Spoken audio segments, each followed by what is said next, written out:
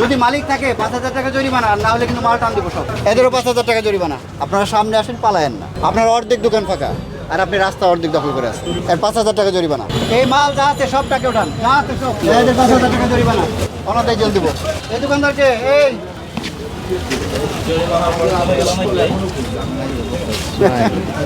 ওর কিছু মাল যদি নিয়ে ওর আরো বেশি লোক। এই কয়টা দোকান এখানে একজন বা দুইজন লোক থাকেন, এই যে ছিল এদের 5,000 টাকা জরিমানা, অনাদায় জেল দিব। ঠিক আছে, যদি মালিক থাকে 5,000 টাকা জরিমানা, আর না হলে কিন্তু মাল টান দিব সব। টাকা আছে বিশাল বড়, দেখেন। ঠিক আছে, এদেরও 5,000 টাকা জরিমানা। আর এই পাশে কি আছে?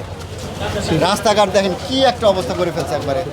এই শোনেন, আপনারা যারা আছেন, যারা মালিক আসেন, সাপোজ আপনার এক খাঁচা মাছ নিলে কিন্তু 5,000 টাকার বেশি। ওই যে এক খাঁচা চিংড়ি নিলে কিন্তু এক চিংড়ির দাম 1,000 টাকা কেজি। তো আর কিন্তু লস আপনার বেশি হবো।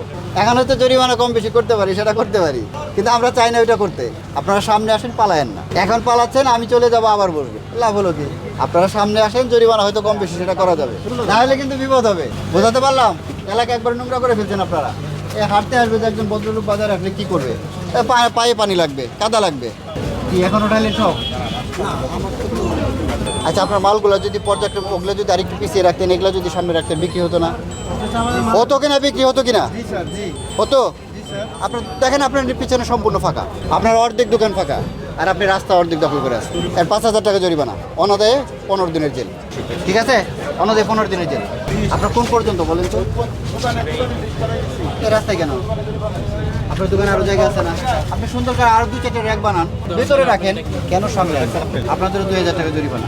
এই তোর দোকান এখানে, তাহলে তো যাত্রী কোথায় দাঁড়াবে? এগুলা কি রাস্তার সামনে? এগুলা কি মাথার উপরে অনেকগুলো কিন্তু রাস্তার সামনে? এগুলা কি? এগুলা কে রাখছে? কার? এই মাল যা আছে সব টাকা ওঠান, যা আছে সব, সব টাকা ওঠান।